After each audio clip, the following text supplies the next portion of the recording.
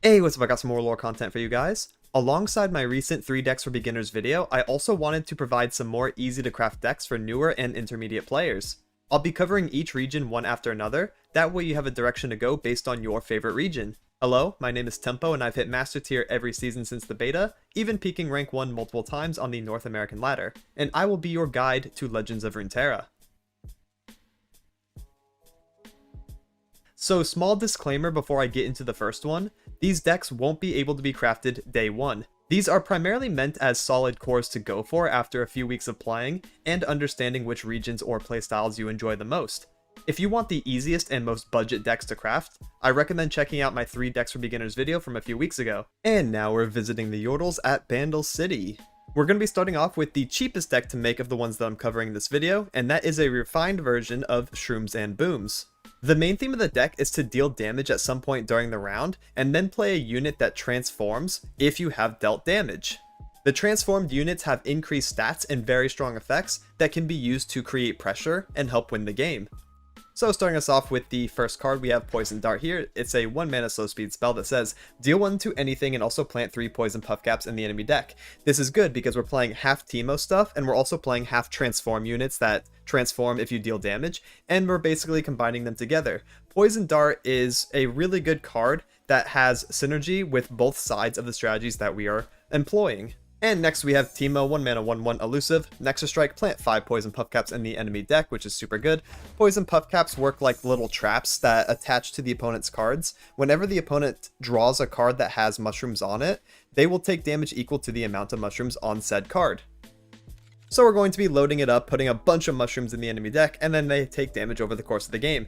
Teemo levels up if you've planted 15 poison puff caps, whether from his own effect or some of our other spells, and then on Nexus Strike he will double them, so if the opponent's got 30 shrooms in there, he immediately caps it up to 60, making it really hard for the opponent to draw cards without taking a ton of damage. Next we have Bitsy Lizard. This is our first transform unit. It's a 2 mana 1/2 that says, round end, if you've damaged the enemy Nexus this round, transform me into Lava Lizard. So again, we can be doing damage through attacks like Teemo going in because he's elusive. We can use direct spells like the Poison Dart that we just talked about. And also, if the enemy draws a Poison Puff Cap, that actually counts as a Nexus damage. So the transform units will all of a sudden be ready to go and level up. This is the transformed unit. It is a 3/4 with impact. Impact also deals extra damage on attack call if it gets the strike in. So this is also super helpful in case all of your units get blocked. The impact damage can also help transform other units that are currently on the board. So yeah, the deck just has like a lot of innate synergy, and I think that's really cool, and it's one of the easier decks for new players to like pick up and understand. Moving right along, we have Clump of Wumps, 2 mana 2/2. When I'm summoned, create a Mushroom Cloud. Mushroom Cloud is just a 1 mana spell that helps us put more mushrooms into the opponent's deck, so it's really good for the Teemo side of things. And next we have Triple Mystic Shot, which can be used as removal, but it's also pretty flexible in the fact that it can target the enemy Nexus, so we can use it to trigger our round end transform effects, or we can use it to close out the game if the opponent is left with 2 HP after drawing a bunch of mushrooms. Next we have Puff Cap Pup, another Puff Cap synergy card, 2 mana 2/2 with quick attack, on strike, so this is attack or block. Plant 3 more Puff Caps into the opponent's deck, so again we're just loading up the enemy deck, so that's super good. Next we have Stone Stackers, a 2 mana 2/3 with impact. Again, the impact helps get our transform effects off, so just a really good card, really nice body. Next we have Chief Nakotak, 3 mana 2/4. When an ally transforms, fully heal it and also grant it +1/+1 in impact. So all of our transform units like the Bitsy Lizard and the ones that we're going to talk about, if Nakotak is on the board when they transform, they're going to get even more stats and get even more aggressive, which is super cool. A little fun fact about Nakotak is that when champions level up or level down, in Gnar's case as well, then Chief Nakotak will apply the buff to them too. So Teemo can level up into a 3/3 with impact, which is just insane. So really strong card. Next we have Puff Cap Peddler to also help us with the Teemo side of things, 3 mana 3/3. When you play a spell, also plant 3 poison puff caps in the enemy deck, so that's really good, especially if we combine it with multiple mushroom clouds. Obviously that's super good, so he's just going to help us absolutely load the enemy deck full of the mushrooms. Speaking of which, we also have Chump Wump to do the same thing, 4 mana 4/4. When I'm summoned, create 2 mushroom clouds in hand, and then we can play those out, get more mushrooms in there. Bonus points if we have Peddler on the board and he sees us play the clouds. Super good synergy. And next we have Gnar, our other champion, 4 mana 3/3 with quick attack. Strike.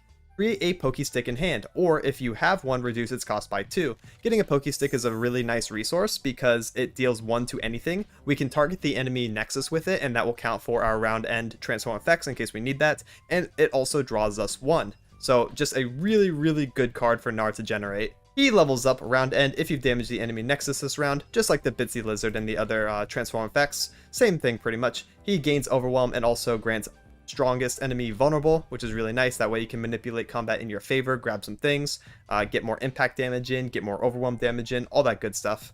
And also round end, if I've seen you start the round with the attack token, transform back into Gnar level 1, and then you'll have to repeat the process of strike, maybe get a Pokestick, maybe ping the enemy face, he'll level again, and you basically go back and forth between Gnar level 1 and Gnar level 2. And now we're getting into the big boys. The top end cards of the deck are all transform units. So here we have Teeny Dactyl, 4 mana 4/3, round end, if you've damaged the enemy Nexus this round, transform me into Pterodactyl. Pterodactyl is really sick because it has a round start, deal 1 to the enemy Nexus effect. So this puts the opponent on the clock right away. They're taking damage from poison puff caps whenever they draw. They're taking random damage from Pterodactyl every round start. If you have multiple of these, you're just going to start really whittling down the opponent's Nexus health. On top of attacking and with impact, you can kind of see how this creates like a really cool snowball effect where the opponent just starts taking multiple instances of damage over and over and over. And it's really sick because if you do get a little bit ahead, then your units are going to keep transforming and keep evolving and making it really hard for the opponent to come back.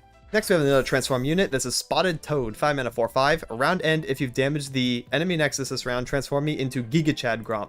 Gigachad Gromp is a 6/7 that says when I transform, deal 1 to all enemies. So now you're also getting like just a board-wide wipe. Essentially, if they have a bunch of 1 HP units or a bunch of units have lived with 1 HP, you can also use like the Mystic Shot to finish off things and stuff like that. So honestly, just a really good card. If the opponent has a bunch of 1 HP units, Gigachad just takes them all out. So really cool effect. Next we have Hexbliterator to round out our spells. It's a 6 mana fast speed one that says deal 6 to a unit. If it would die, obliterate it instead. This is just like a really good single target removal option for Piltover and Zaun, which is our second region.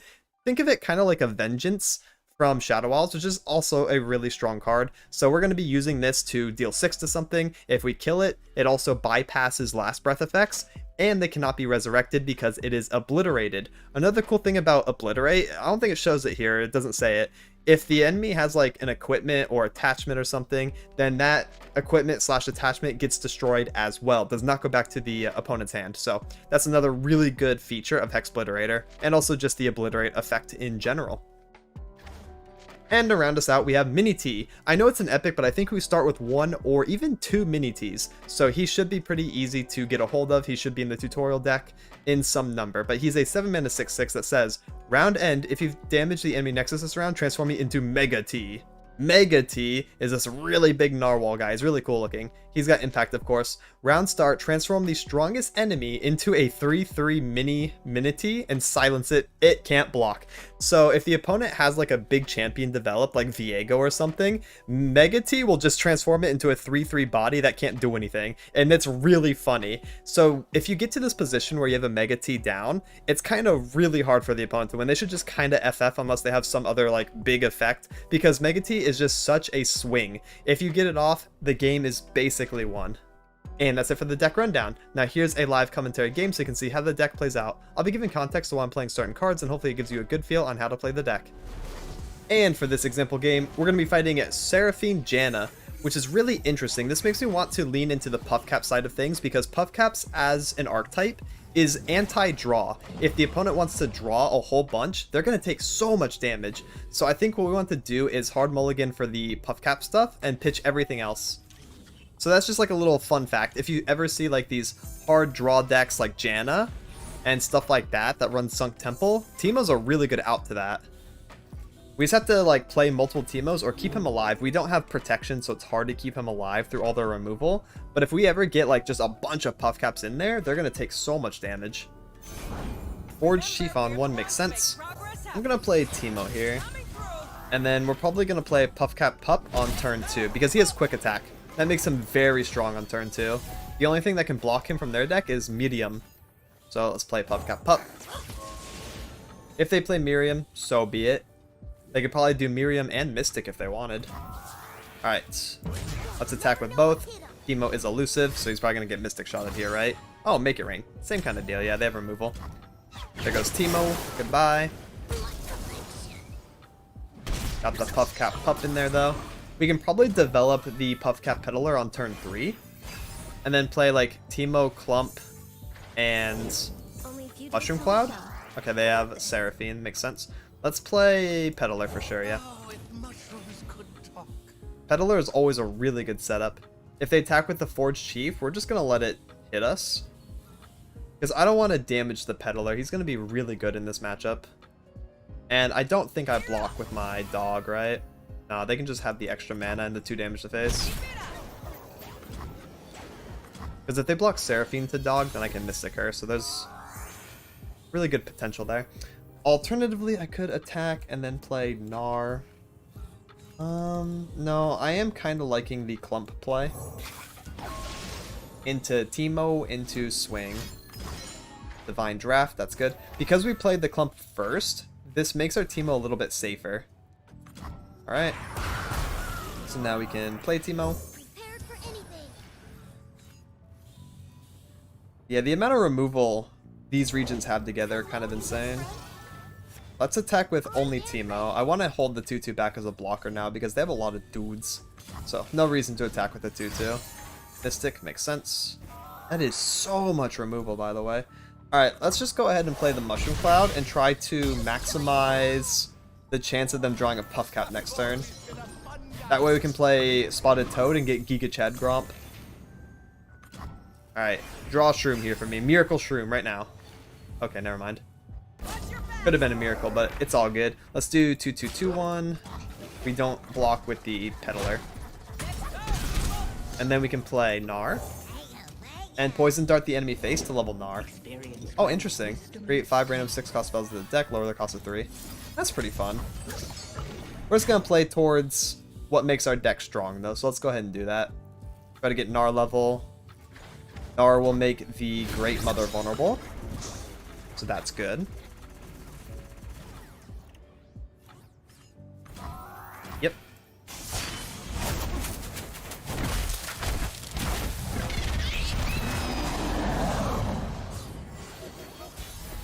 Let's see, we draw into a Clump. That's not very good. I think I want to just open attack, try to push Overwhelm damage, and then play Spotted Toad. Get the Giga Gromp out here. And then he will deal 1 to everything on their board. True Shot Barrage. Wow, that's a crazy card to get. Created by Mirai Great Mother. Oh, it was Hextech Anomaly. Oh, yeah. That's a pretty crazy card. They top decked one of the ones they put in. Okay. I'll play the Spotted Toad, though. All good. I know. So more removal kills Gnar. Okay. They've had like every removal card, like ever. Got the Toad out here though. Gotta watch out for the Toad. They haven't taken like any Shroom damage either. Okay, there's Formula. Maybe they do now. Finally, 1 Shroom. That took some doing. Finally got there though. Time Trick. Yeah. Alright, sounds good.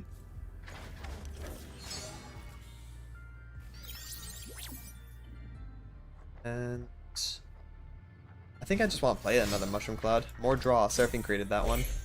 Alright, Mushroom Cloud, Itsy Lizard. Get him out here too. That way we have Lava Lizard. And then we're going to just start pushing. They want to attack now. Okay. That's pretty interesting. I don't think that attack is super great for them. Kind of down to just do this. Double block. And do we need to Mystic anything? I don't think so. Kind of fine. Mini T, that's a great card to hit here. Go ahead and swing. Formula, yeah, keep drawing Shrooms for me. Yeah, there's a couple. See, we're whittling them down. Hopefully they don't have much healing left, but seems good.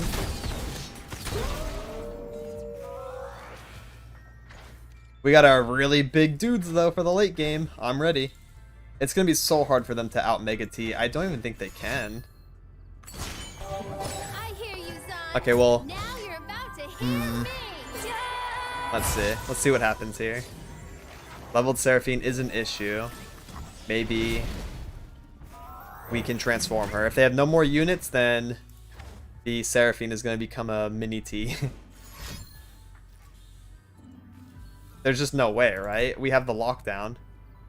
We had Lava Lizard, we have Giga Chad, and we have Mega T. Yeah, draw some cards. Go ahead. One more Shroom. Round end. Transform that into a mini T. Beep. There we go. No more Seraphine, just like that. Just like that, she's gone. It's so funny, because if they do play Sunk Temple or like Janna or something, it's actually going to end up killing them. That's why I said the Puff Caps are super good into their strategy. Oh, there's the Janna. And then this Janna's also going to get Mega T'd, so I guess we just win.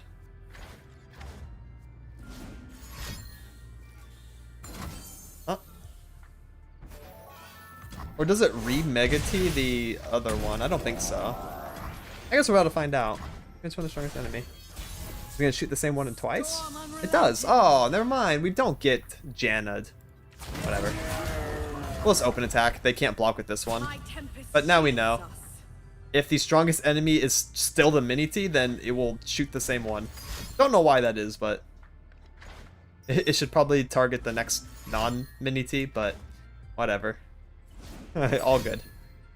My wind is at your back. Yeah, draw some shrooms. Go ahead. Sounds like a great idea to me.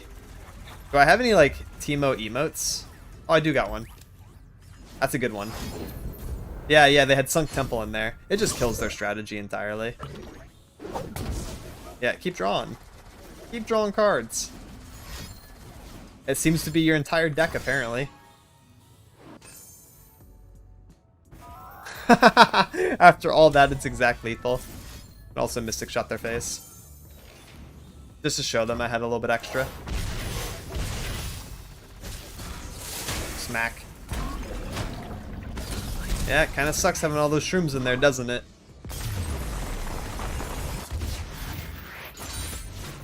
And the next deck I have for you is quite a bit more expensive, but do keep in mind that Bandle City was the last region added to Legends of Runeterra, and the tutorial decks don't really give us a lot to work with, so I do have to like make a little bit of a more expensive deck to give you guys something else to play. This one is Fizz Yuumi Elusives. So we have covered elusive strategies many times actually in the past couple of videos. I can recall Ionia and PNZ having some elusive strategies. So here's another one from Bandle City featuring two Bandle City champions, Fizz and Yuumi. So what we want to do is set up any of our early game powerhouse cards, and then we fully develop them and buff them, right? And then we use those one or two cards to win games. So here's the list. We have Elixir of Iron for protection. It's really, really good, especially to use on Fizz, because Fizz stops things from targeting him if you play spells. Speaking of which, here is Fizz the Little Devil, 1 mana 2/1. When you play a spell, stop all enemy spells and skills targeting me and give me elusive this round, so he becomes an elusive unit. He levels up if you've played 6 spells over the course of the game, which we're going to be trying to do pretty quickly, especially when we are protecting him. And then he becomes even more annoying, so he has the same effect. However, Nexus Strike, create a Chum the Waters in hand. Chum the Waters is a 4 mana slow speed spell that says grant an enemy vulnerable and summon Longtooth, and Longtooth an overwhelm unit. So what you're basically getting here is an elusive unit that has innate protection from spells. It's really hard to deal with him. And then you're also getting an overwhelm unit every single turn after Fizz strikes. So this is a 1 cost, by the way. He is super, super overloaded for his cost. He's like really strong. Next, we have Omen Hawk to hopefully make him even stronger. 1 mana 1/1. When I'm summoned, grant the top 2 allies in your deck +1/+1. I can block units with elusive. So Omen Hawk can come down and block things like Teemo on turn 1, which is super nice. But for the most part, we just care about our elusive units and our Fizz getting the +1/+1 boost from the top of the deck. Next, we have 2 Pie Toss coming in. Fast speed spell, deal 1 to a unit. So again, really nice at dealing with like elusive blockers. And we can also do this as face damage or Fizz protection. This is fast speed Fizz protection and also granting him elusive. So super good there.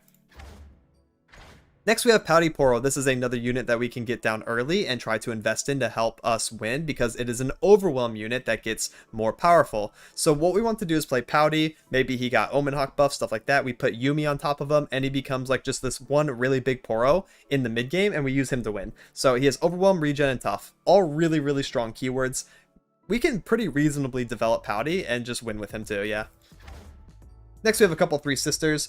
Three Sisters turns into Flash Freeze if you want it, Fury of the North, or Entomb. You get to pick one. They have ascending costs, so keep that in mind, and it also costs 1 to try to get one of those. So just make sure you're looking at how much mana you have before picking which one of these. Flash Freeze is really good for protection. Also, this is 2 protections for Fizz if you think about it, because you cast Three Sisters, and that will stop all the things targeting him. If they try again, you can do Flash Freeze and they'll stop it again, so that's kind of insane. But yeah, Frostbiting enemies super good for defense.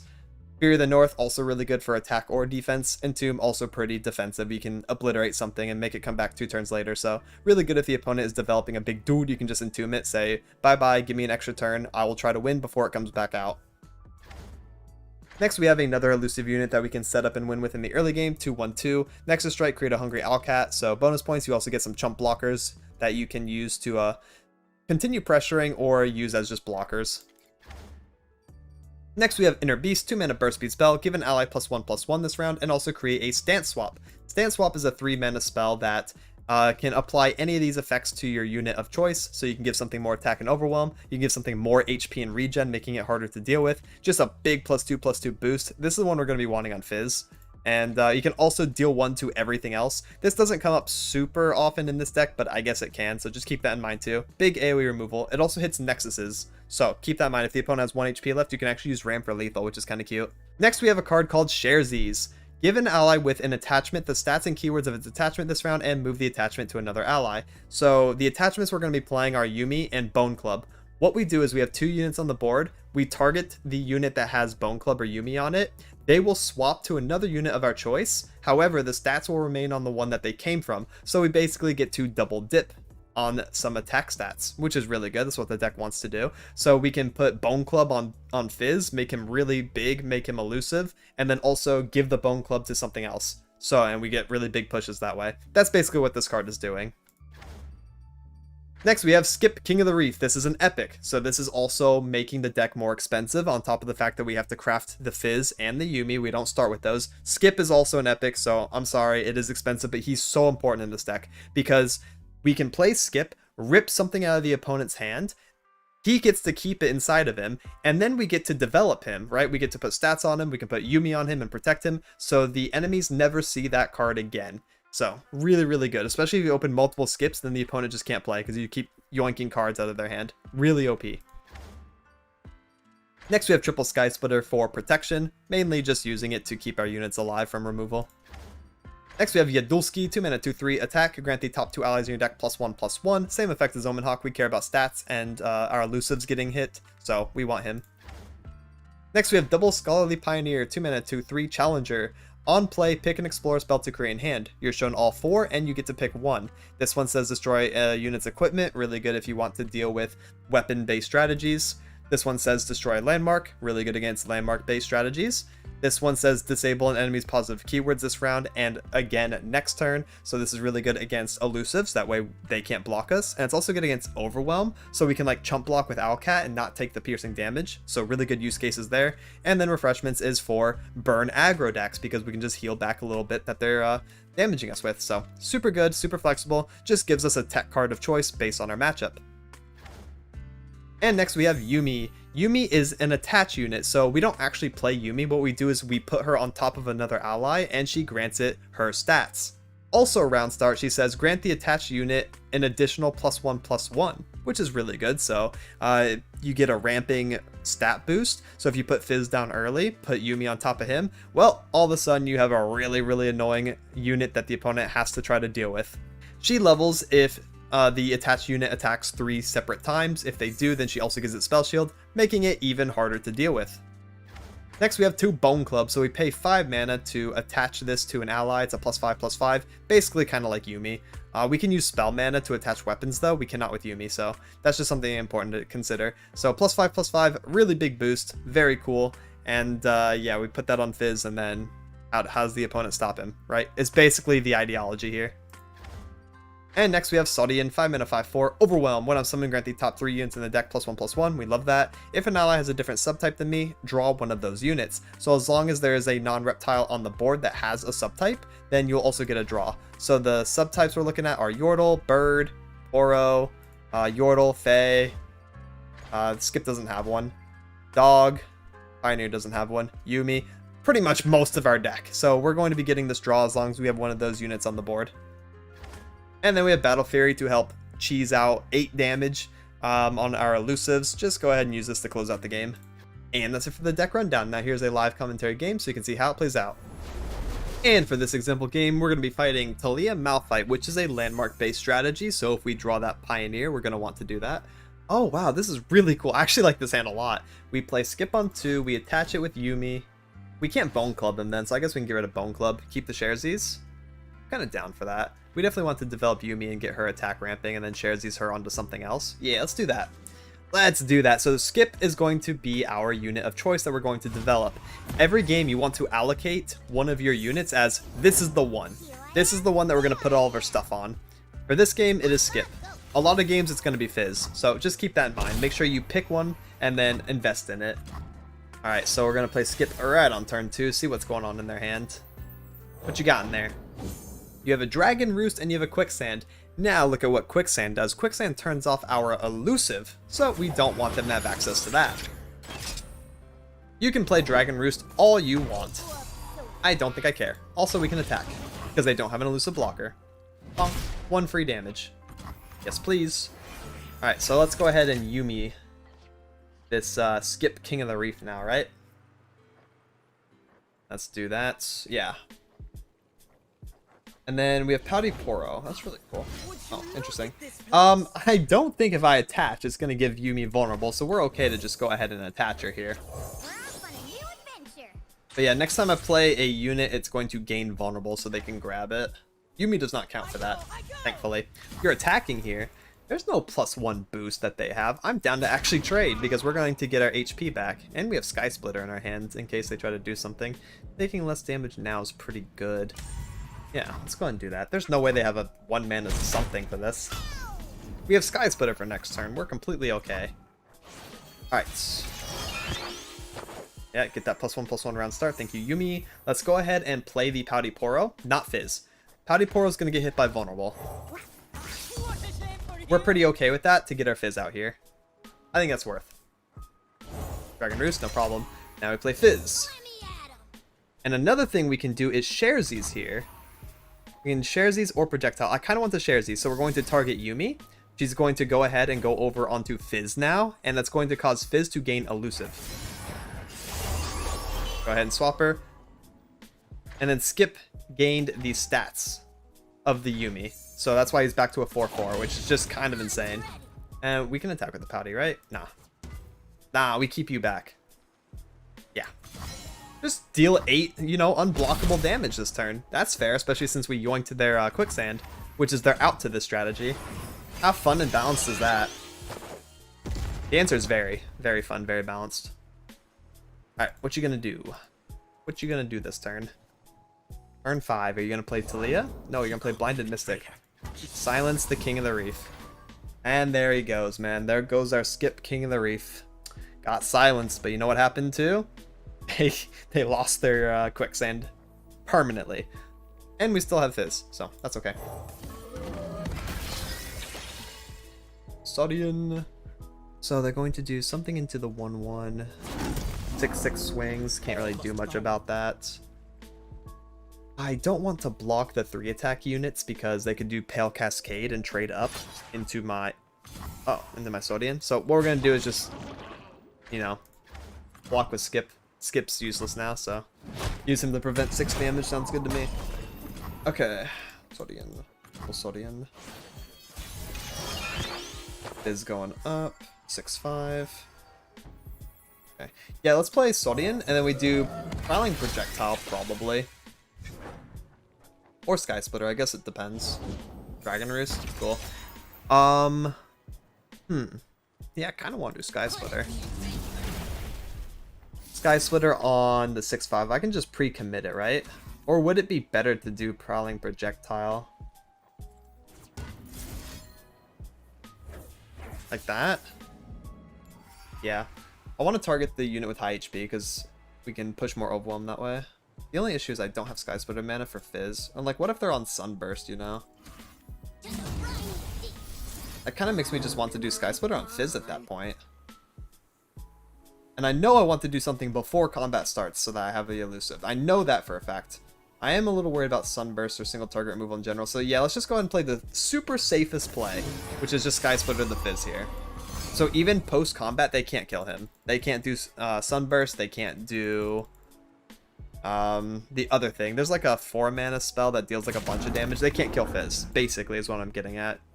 Let's just guarantee it. What you got? What's... Oh, Celestial Wonder. Okay. You got it.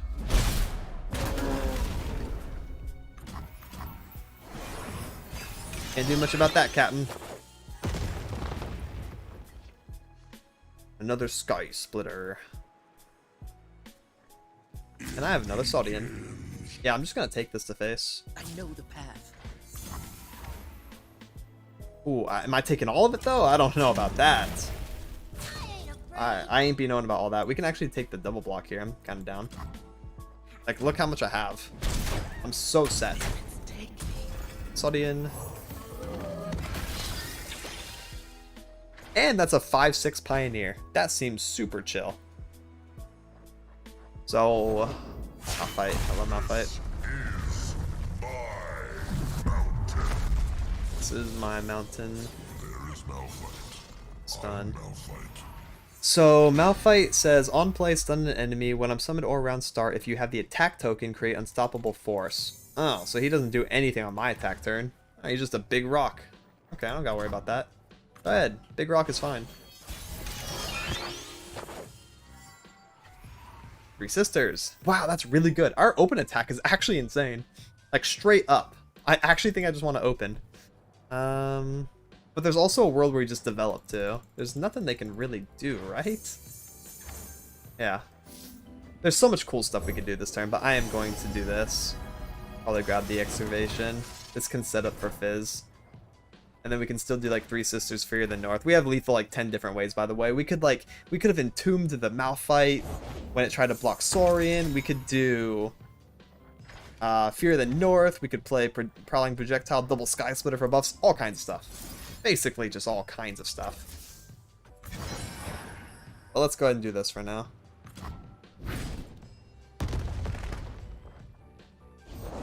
Oh yeah, okay, we just like totally win on all fronts here. So we can still be on this too. Pop, pop, pop. Got Malphite, send. Hit the Yuumi level. Let's find a new best friend. Now Fizz has Spell Shield. Spell Shield elusive. That seems very balanced, I think.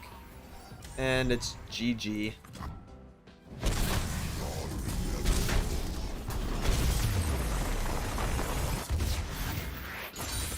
And the last deck I have for you is the most expensive one, but it's also the most meta prevalent.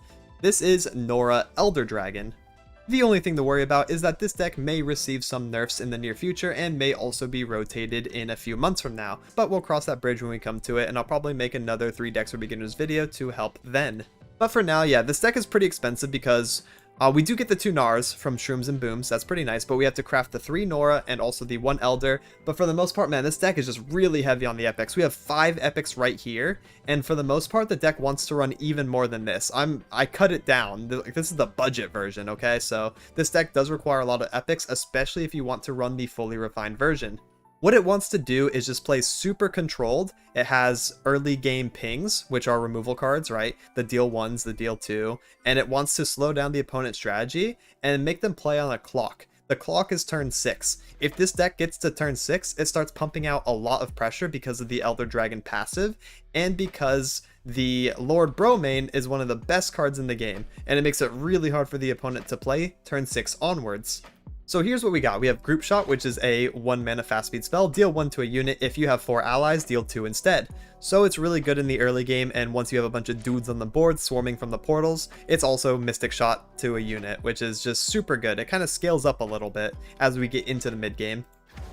Next we have Pie Toss, which is another deal 1 to a unit. However, we also get Perilous Pastry in our hand, and we can use this card later. Next we have Trinket Trade. It says manifest an Otterpus or one of 2 spells from your regions that cost 3 or less. Because our regions are Bandle and also Elder Dragon, we're basically filtering only Bandle. So we're shown Bandle spells, which are really broken. We're running a couple of them. There's some we don't run, and we can manifest in case we need them, and it's just super, super consistent. If you don't want one of the spells, you can actually choose Autopus, and he's a prank card, which messes with the opponent's hand a lot like Skip from the last deck that we just played, in a different way though.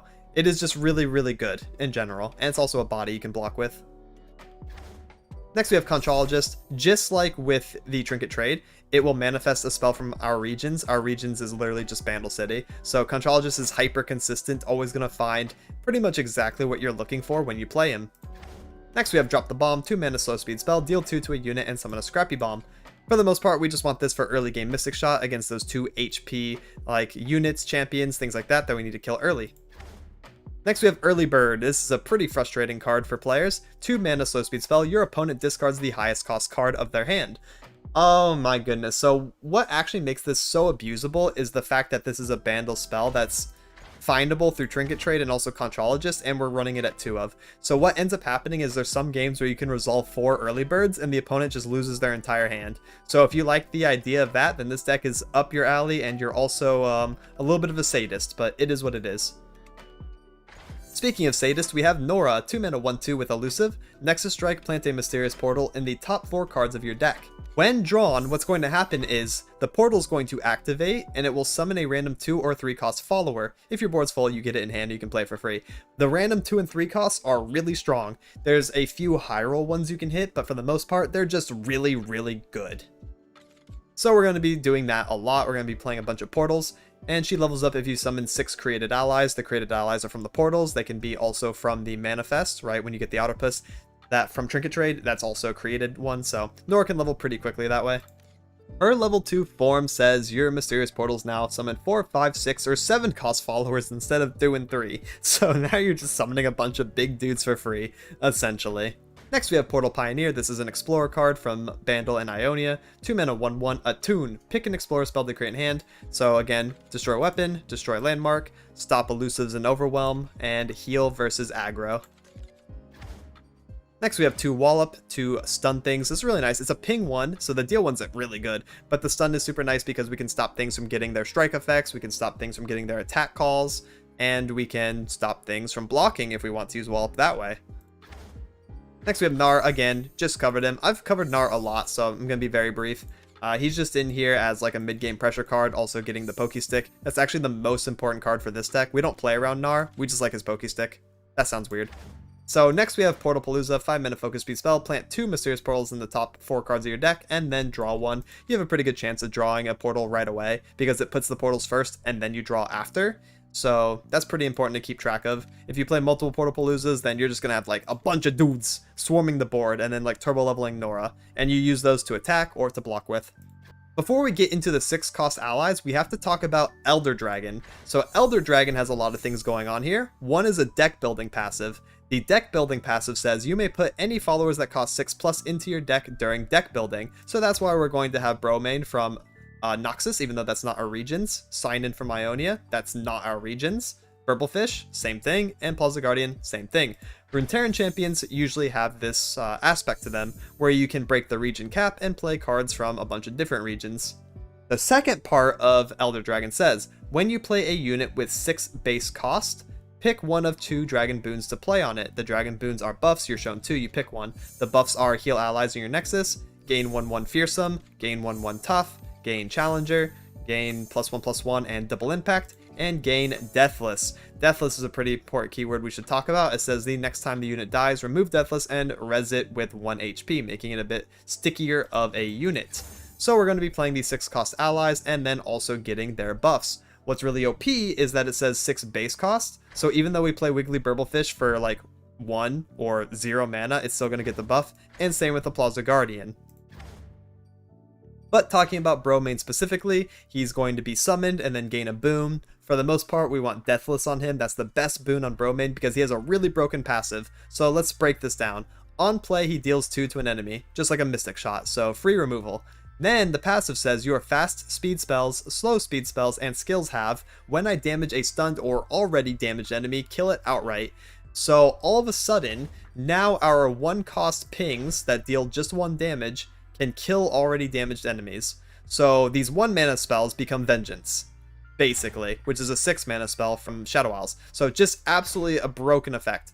And he's really hard to get rid of because if he gains Deathless from the boons, if you hit it, then they have to deal with Bromane twice, essentially. One at full HP, one at 1 HP. And he is so annoying. He's just so good. He turns all of our Bandle City cards into just game-winning spells. Next, we have Sign-In coming in as another 6-cost unit, so it's going to get the boons. When I'm summoned, draw 2 and give allies +1/+1 this round. The buff is fine, but the draw 2 is really good if we have a bunch of portals set up from Norra. We're just going to get a bunch of dudes, and that's OP. Next we have Wiggly Burblefish, 8 mana 2/1, but I cost 1 less for each spell you played this game. We're going to be spamming spells, so it's really easy to get Wiggly Burblefish down to 1 mana or 0 mana. When I'm summoned, also for some reason, just create a random 1-cost spell from your regions, so we're going to get Group Shot and Pie Toss and stuff for free, so Wiggly Burblefish is going to give us more resources, and they're OP on top of the Bromane, because Bromane's going to make the generated spell instantly kill an opponent's unit, and it's just insane. And he's also elusive, and he's going to get a boon, so maybe like +1/+1 tough, and then he's hard to deal with, and he swings. It's just annoying. Next we have Plaza Guardian doing the same thing, 10 mana 5/5, quick attack. I cost 1 less for each spell you played this game. For the most part, I've seen the Challenger boon be the best one on him. I guess the Fearsome's good too, Tough's good, Impact's good, any of the attacking ones. So yeah, really good pressure later. And then the one of Elder Dragon, which we're not really trying to play, but if we do, he summons himself and puts all the boons on him, and then if he levels, it says your allies have attacked with 75 total power, so you have to attack a lot with a bunch of big dudes. I don't think it's going to happen too much in this deck. There are some decks that play around Elder level, not this one, but if you level him, he cannot be stopped, which means he cannot be negatively affected or blocked. So he just hits the enemy nexus for 30, and there ain't nothing you can do about it. So yeah, Elder Dragon, really good game ender.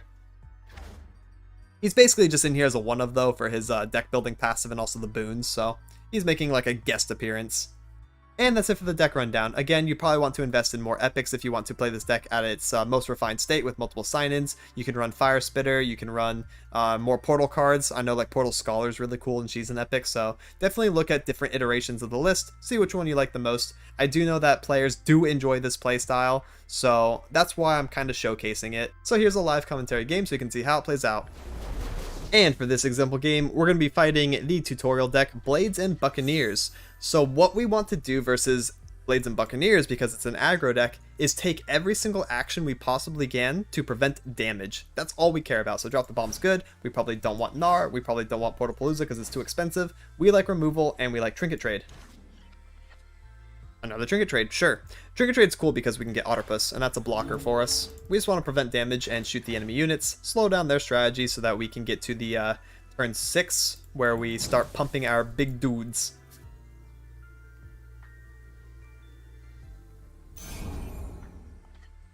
Alright, here we go. What we're going to see on turn 1. And there's one of our annoying big dudes. Elegant Edge. A 1/2 with Fearsome. Alright, only taking 1 damage on turn 1 is not that bad. Very nice card. She has Fearsome, so she's cool. If you get that Plunder effect, she's a 3/2. Much more scary. I'm also kind of down to bait a pass here and see what they do. Maybe they give us a better Drop the Bomb target. Yeah, like that one. So we want to play pretty passive. You don't have to do things right away. We're kind of okay, just, you know, playing back, seeing what they do, and then reacting accordingly. If we just did first action Drop the Bomb on the 1/2, well then we would have missed out on killing this guy. So make sure you have your patience when you're playing a slower deck like this. Yeah, seems good. Go ahead and kill the Arena Battlecaster. Very strong card for them. Glad that's gone. Triple Trinket Trade. That's a little extra. But we can get Wiggly Burblefish pretty cheap. Oh no, Misfortune. Okay, let's Trinket Trade. What are we looking at here? We're looking at Otterpuss, and then it does nothing. Or we can look at another Drop the Bomb and shoot the 1/2. I'm down for that. That way we're only taking 4 damage. Misfortune plus 1 from her passive. Alright. Go ahead and swing. And then, I mean, I could play another Trinket Trade this turn, and that will make Wiggly 4. And then Trinket Trade next turn, make him 3. Hey, why not? Trinket Trade! Portal Stories is really funny, actually, because then we get a bunch of blockers, and that turbo levels Norra, because those are created. We don't have Norra, so I'm not going to play around the stories. Kind of like the Otterpuss. Yeah.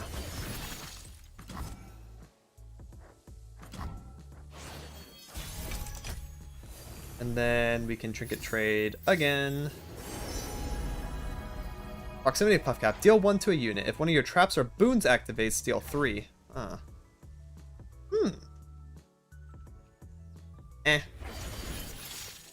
Just go ahead and play out Otter. And prank their hands. This is definitely kind of balanced. Wait. I'm just not realizing what's going on here. Watch and be amazed, guys. Watch and be amazed. So we're going to prank their hand, make some of their cards uncomfortable to play. Like 3 mana parley. That sounds awesome. Let's do that. And then we can play another Otterpuss. Prank again. Mess with something else. Holy Captain Pharaon, by the way. Make it rain. Wow, second misfortune. Such a good draw to have here. All good though. Prank again. We will make this angel unplayable next turn, so now they can't play angel on 5. And we still end up playing our Burblefish because of how spell mana and attuning and playing spells worked. So look at that. We have Wiggly Burblefish now. And we can grant it 1/1 and double impact. That's definitely better than Challenger. We don't want a Challenger with our elusive. That'd be silly. And we get another free spell from it. Why? I don't know. We're just outvaluing the opponent left and right. Their hand's unplayable and my hand's really good. So that's sick. What are these? Buff, Contraption, Harpoon. Alright, pretty decent stuff overall. I don't think I really want to use it though. I'm kind of down to just play Plaza Guardian. We can also Gnar, funnily enough, but I don't think that's good enough. We definitely want a blocker. So we do... What if we do Bandle Tellstones anyways? No. I'm paying the 1 mana to get his discount back, essentially. That's kind of just useless. We can play him out right now. Give him Deathless or 1/1 Tough. Wow, 1/1 Tough is so broken into Misfortune. It's actually better than Deathless, just straight up. Because he just won't die. He does not die to their board now.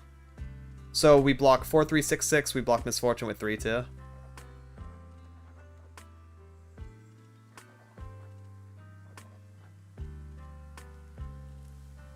In position. That's it? Well, I don't really know the point of that. We can go ahead and block with Plaza Guardian. I feel like it was just full send it there at that point. If you're going to send anything, just send it all. It's so doomed, you know? It's just so doomed anyways. Alright. Let's see what we got here. Norra. Hello, Norra. So there's a couple routes we could go. We don't have any portals, so I'm not liking the sign-in. We could set up Bromane and shoot the Misfortune. Or we could play Gnar. Gnar will level round ends. Norra Gnar is fine. I guess we don't have to Bromane. We don't have other pings in our hand anyways. I'm down to play Norra Gnar. That's fine. If I had like a group shot or a pie toss, then I would shoot the Misfortune and then finish her off with one of those. But I don't have those in my hand right now. Nor do I have the mana to do anything that I want to do. I don't want to discard. Play Norra. And then we'll send in the 6/5, 3/2, 1/2. Call it a day. No Gnar swing, because Gnar's going to die to the Angel now. So swing, swing, swing.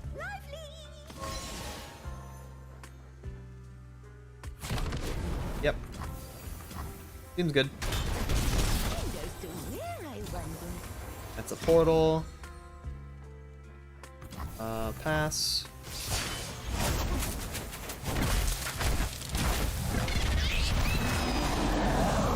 Five Gnar. So now he's tanky too. He's very tanky. Oh, we hit our portal on top 1. So we get a random 3/4 blocker as well. That sounds cool. Lord Bromane. Let's target Misfortune. And yeah, let's heal up. Heal ally and also Nexus, so it just makes it impossible for them to ever kill me now. They didn't kill me by 6, so they lost. Basically, is how this went.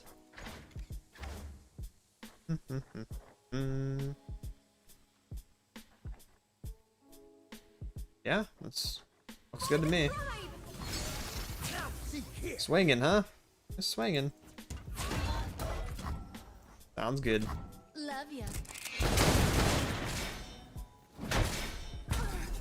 Pass. And then we should just win on open attack with our Angel. That's cool.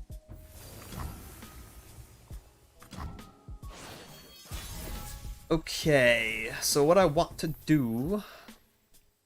I mean, I could even play slow at this point and just, like, execute things and be annoying that way. Kind of down. High toss. And then we'll do Harpoon and Pastry on something. Like, maybe Pharaon if he comes down. Yeah, I'm sorry. I feel so bad. I'm making them cry. Man, I'm just cringe, aren't I? Answer's yes. It's what this deck does to people, though. It just makes them sad poro. Alright, so now he's damaged, so we will have him in execute range for our bro main. All we have to do is ping him one more time. Is there any emote that I can do to try to, like, salvage this? I don't think so. Pretty sure, like, that's just adding fuel to the fire, you know? Psychic damage inflicted. I don't want to do that to them. Let's grab 3, 4, 5, 5, and then send everything else. Because Overwhelm's going to push more. There's no way they can do 5, 5, 3, 4 now because Overwhelm. So it's just like optimal. E. Sorry, my friend. It is what it is. I know. I'm sorry. I'm going to give you a Shen emote, though. Oh, I think even that's bad. And that's it for Bandle City. Extra shout out to the patrons on screen. Much love and thank you for supporting. So for some closing thoughts, Bandle City is the region with some of the weirdest card rarities. Really strong early game units are epics like Skip and Mayor. I didn't get to cover Mayor, but like it's just so hard to make decks with Bandle City and try to make them budget, you know? But at least the removal cards are commons and rares, like the Pie Toss and the Group Shot. Those are like the best things that the region has, so at least we got that going for us. If you enjoyed this video, make sure to drop a sub if you're new, and also a like for the algorithm. That way other new players can see this video. Thank you so much for watching, and have a good one. Laters!